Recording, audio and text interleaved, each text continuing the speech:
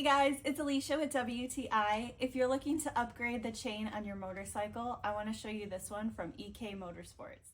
So we have been really happy with EK Motorsports chains on other bikes, so we were eager to upgrade this one on our KTM Duke 790. So here we've already got the chain in place and are just getting it fitted with the Master Link. So this kit comes with everything that you need, including the chain as well as a Master Link and the pins and washers.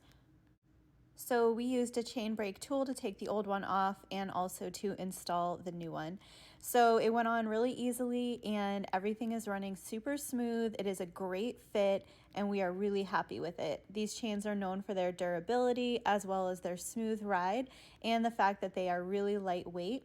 They don't add anything super heavy to your bike, but they just allow for a nice smooth ride and they last a long time.